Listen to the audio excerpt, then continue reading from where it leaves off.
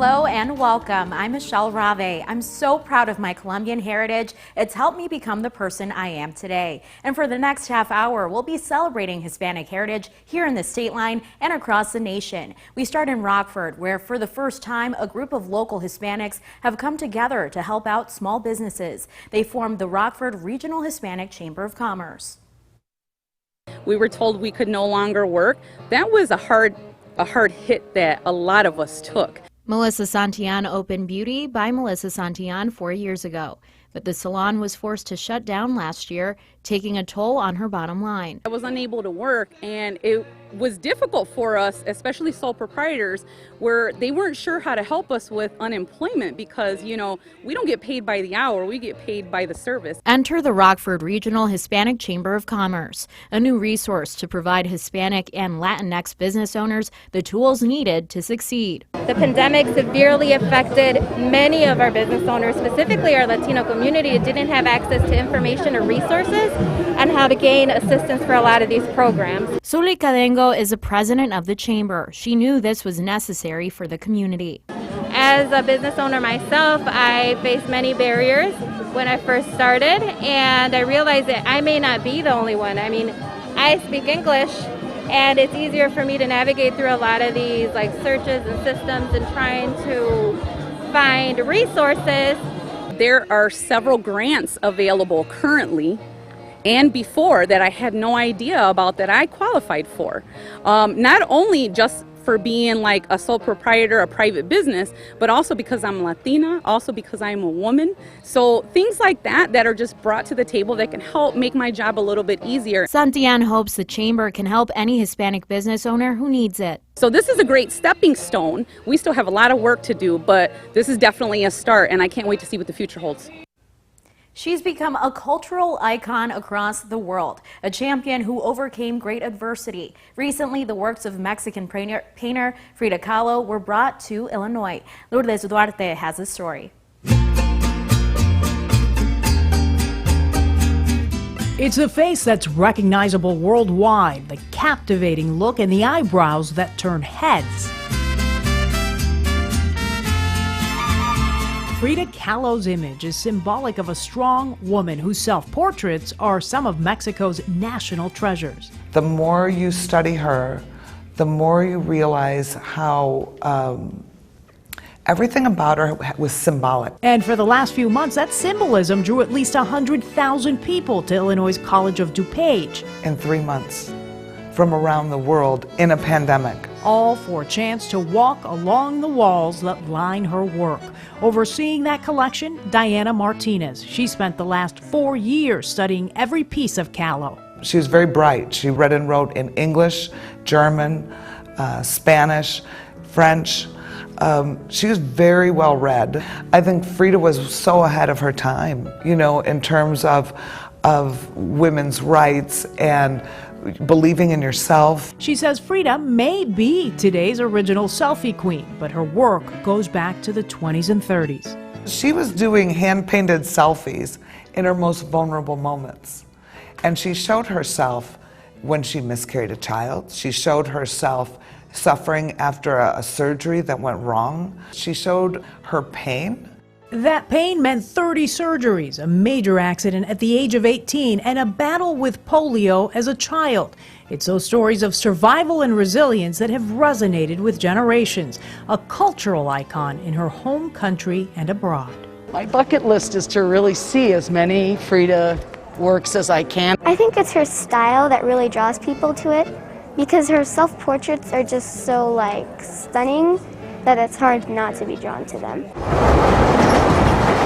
Which is why in Chicago's Pilsen community, the National Museum of Mexican Art is prepping for a Frida exhibit of its own next year. The public cannot get enough of Frida. One of the exhibitions is traveling from her home museum, Casa Azul, in Mexico City. They're photographs that she collected throughout her life. With so much Illinois love for Frida, here's a question that many are trying to answer. Did Frida Kahlo ever make a stop in Chicago? We suspect that at some point before she got to Detroit, they got off that train at the major hub known as Chicago, and perhaps they spent a night or two here. They love to travel. Frida loved to go visit and go see.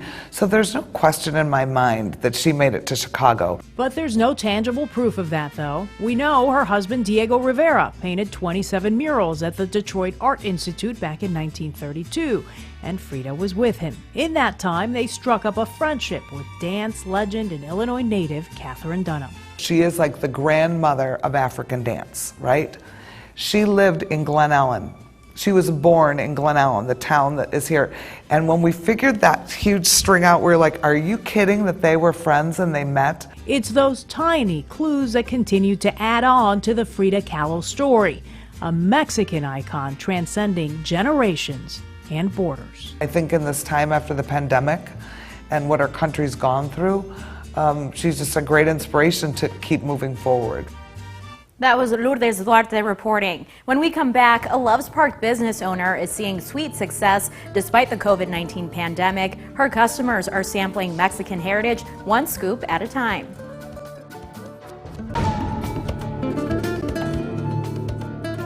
Welcome back. A popular Mexican ice cream shop opened in Loves Park during the pandemic. La Michoacana's owner shares what makes her business special and successful. We're not just your traditional ice cream shop. When you walk into La Michoacana in Loves Park, you'll see more than 20 different flavors of ice cream. We also have all homemade ice cream, homemade paletas, yogurts, down to our aguas frescas. But there's a twist. We also offer a lot of Mexican snacks, such as elotes, dorilocos, chicharrones preparados. So customers don't just come here for ice cream, they come here for snacks. Stephanie Torres-Martinez is the owner of La Michoacana in Loves Park. She opened up shop last year during the pandemic. Before we knew it, businesses were closing their doors while we were trying to open ours. So I'll be honest, it was very scary, a little disheartening at first. We really wanted to open our doors, give ourselves a fighting chance. Her parents serving as her biggest inspiration. I was actually born in Mexico, and I was raised in a little town called Poplar Grove. My parents actually started their first ice cream shop in Mexico. That's kind of where this whole entire story starts. In 1990, Sonora, Mexico, they pursued their dream of opening an ice cream shop over there. I've never known anyone more harder working than my parents, so I always, strive to make them proud and make my own way in this country. Would you like a small, medium, or a large? A large. Large? Yes, please. Customers like Shante Rodriguez say she can't get enough. How often do you come out here? At least once a week, yeah. And my sister, we live together, so she comes when I don't. So one of us is always here. Stephanie says it brings her joy to be able to offer people a tiny piece of Mexico with its traditional desserts and snacks, like the very popular mangoneada. So first we want to line the cup up with the chamoy, which is the sweet and sour candy sauce. Spray a little bit of lime all over. Cover all the sides with the tajín. Then it's time to pick an ice cream flavor. Most popular, as it's also included in its name, is the mangoneada. So we're gonna make that one today. We'll do a couple pieces of mango here, just to top it off. And you'll reapply the same products you put in the first time. And that's the mangoneada. Stephanie says she's excited for what lies ahead. We are definitely looking into hopefully next spring or summer having a ice cream truck of some sort. So definitely plans for that, and we'll see what the future holds for us. The quinceañera celebration is one of the most iconic traditions in the Hispanic culture. The event marks the moment a girl turns into a woman at the age of 15, or quince in Spanish. The elaborate festivity often involves an extravagant dress. In Denver, Colorado, there's one family you go to if you want that special dress handmade. Erica Gonzalez has the story. For almost 4 decades, The Zamora and Lara family have turned quinceañera dreams into a carefully stitched masterpiece. We're the only ones here in Denver that actually make the dresses by hand and by scratch. Brian Lara is a third-generation seamstress. At 17, he works part-time at his family's quinceañera dress shop on Federal. It's like one of the first things everyone sees. That's why we have to make it perfect for her, so she could feel like she's the only one there. Together, the family turns a quinceañera's vision into a grand design, then ultimately into a sight to behold. It's a lot of imagination you have to have. Materials, color, embroidery. So this is an art. Brian's dad, Carlos, coincidentally created his first quinceañera dress at 15. Every design has 1,200,000 stitches. That's about what it takes to do the embroidery for a dress. He learned from his teacher and mother, Isadora Zamora. She started the family business in Juarez, Mexico, and 10 years ago they brought their love and passion for dressmaking to the States and landed in Denver. Today, Isadora is one of several family members who spends their days working to the constant beat of a sewing machine. Every quinceañera has their own perspective, so we sit down, we learn what her favorite color is, what her design is. From royal-inspired dresses covered in crystals to a traditional Mexican horseman theme, Carlos wants to create something special for every client who walks into their store. It's why his family insists on doing all the work under one roof. It's very rare that a girl comes in and likes one dress entirely. No, every girl likes a piece of several dresses, so we like to make it to her taste, make it to her liking. Carlos and his family want to keep the centuries-old Hispanic tradition alive in Denver and beyond. I would like for everyone in the U.S. to feel the joy we feel in the quinceañera tradition. I want to expand that joy. That was Erica Gonzalez reporting. More Hispanic Americans are buying homes with the changing face in home ownership. There's also a changing face in those who help make the sales happen. That story next.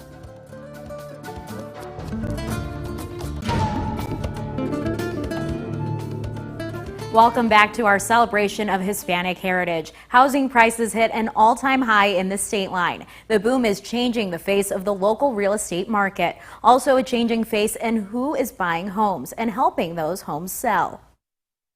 I was looking for about 6 months, and it was difficult because if it's not one thing, it's another. It's been a long journey for Yvette Rojas to find her dream home, a journey including the stress. My worries and concerns are all the hidden costs or just the all the information that we don't know as first-time home buyers and how to do it in the process and whether it's a long process or not. Yaned Escobedo is a real estate agent at Keller Williams Realty. She helped Rojas find a home. Escobedo says she also noticed a pattern. To be honest, I think like 70% are Hispanic, 30% are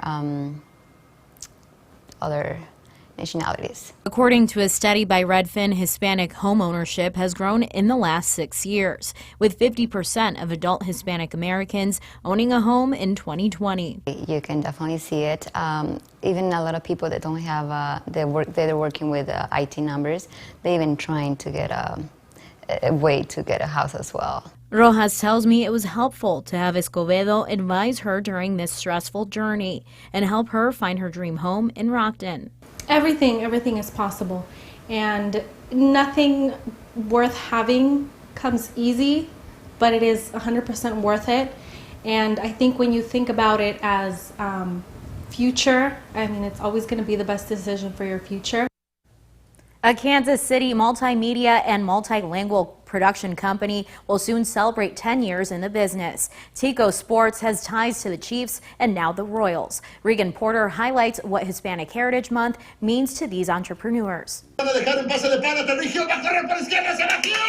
Vamos, Spanish-speaking broadcasters. They create a bridge between communities and people, players, and viewers. Relationships are key. Cici Rojas and Oscar Monterroso started Tico Productions in 2012. They branched out to Tico Sports 4 years later. You own all the successes, you want all the failures and everything in between. She says the life of an entrepreneur is tough, but worth it, especially when you get to incorporate your heritage in what you do every day. It does cross my mind, you know, thinking about, okay, this is a big responsibility, but I don't really focus on that because I want to focus on our team delivering the best broadcast that we can. A few pillars in the Latino culture, like family, loyalty, and passion, have helped them secure big partnerships with the Chiefs and most recently the Royals. It's exciting because there are a lot of Latino players.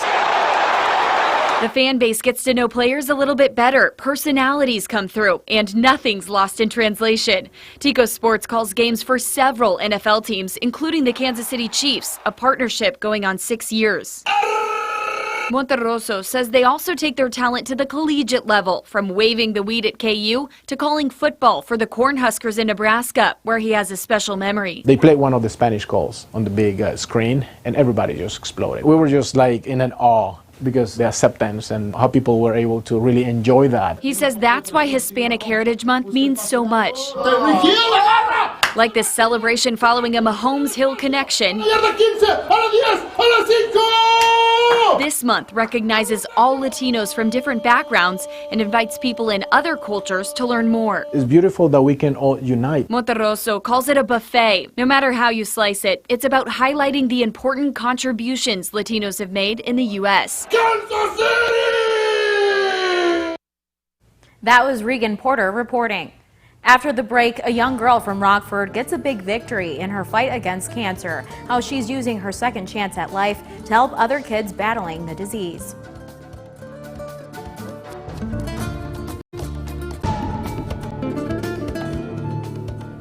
A local 6-year-old pays it forward after she received a life-saving gift. Last month, I had the chance to meet the young girl and her family. They say their little fighter is here because of an anonymous donor thousands of miles away. I've never known anybody this strong as her. 6-year-old Aliyah Garcia was diagnosed with acute myeloid leukemia in May 2020. It's been really challenging. The Garcia family made trips from Rockford to Chicago for her treatments. Thankfully, through the Be the Match program, Aliyah was able to receive bone marrow from an anonymous donor from Germany. In order to match a patient and a donor for a blood stem cell or marrow donation, we're looking for their HLA type. That is a protein that is on your gene and is specific to your ethnicity. Cassidy Laurel from the Rock River Valley Blood Center explains finding Aliyah's donor wasn't easy. Currently, the registry does have a disparity. Not all ethnicities are equally represented on the registry, which means that Aliyah didn't have as great of a chance of finding her match as maybe, say, a patient who is white. Aliyah is now cancer-free. Aliyah, what do you want to be when you grow up?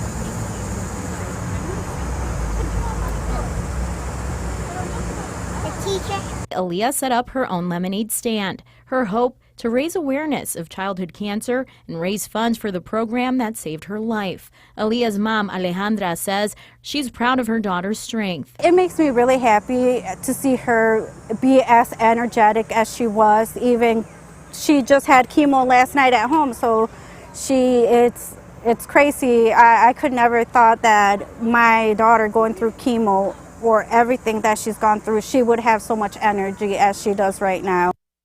Anyone between the ages of 18 and 44 is eligible to sign up for the Be the Match program to become a donor. You can sign up at the Rock River Valley Blood Center. You can also register using your phone. Just text the code Aliyah to 61474. That's the number there on your screen. We continue our celebration of Hispanic heritage by introducing you to a group of women shaking up traditional Mexican music. They call themselves Mariachi Sirenas. And as Lourdes Duarte shows you, they are inspiring a new generation of Latinas. Do the first measure. It takes practice and a lot of heart to make the kind of music that has elevated all 11 of these women to become one of the most sought-after mariachi bands in the Midwest. I remember having this idea, I think I was like around 17. But it wasn't until 3 years ago that Yvette Herrera helped launch Mariachi Sirenas. If you're wondering what that means, Sirenas means mermaids. But no matter what language you speak, they've made a splash on a traditionally male-dominated industry. Half of the girls have full-time jobs, and then the other half are in college, and I have one high schooler. So between sneakers and book bags, every week is packed with gigs. And if we're lucky, we get Mondays off. But it hasn't been easy. They had to first win the support of their peers. I would get a lot of, but you guys are just women. Why are you guys charging that much? And then the public, who was used to the deeper tones of all male mariachi performers. Now it's more of, oh, you guys are actually busy. That's interesting to know that you guys actually have work. And while they're the only all-female mariachi group in Chicago, women have contributed to this style of music for generations. There have been female mariacheras. There have been female mariachi groups. A female mariachi group actually went to Vietnam to play for the troops in the USO show. A lot has changed since then. Just like our trajes in itself, it's not the original cut that's just a straight skirt cut. We have more of a mermaid skirt. Do your hair however you're feeling. If you want to have it up, have it up. If you want to have it down, have it down. Just, make sure it's you. We want to make sure that we feel comfortable with ourselves while we're performing and not just putting on a literal mask to fit this idea of what traditional mariachi women should look like. Las Sirenas have for the most part stuck to tradition, keeping music lyrics with just slight adjustments to the sound. It's hard, especially for the trumpets, because their range, they can only go so high. And once you switch it to a female key, it's kind of rearranging their instrumentations, their adornos there. Yeah, that's fun though. Yes, mermaids are known for pushing the envelope a bit. Legend has it they sometimes lure sailors to danger. But in this case, Las Sirenas' main goal is to sing at one of Chicago's most iconic landmarks. We want to perform in Millennium Park. Yeah, it's our goal. Sí, señor! That was Lourdes Duarte for us, and that's our show. Thanks so much for joining us as we celebrated Hispanic Heritage. Good night.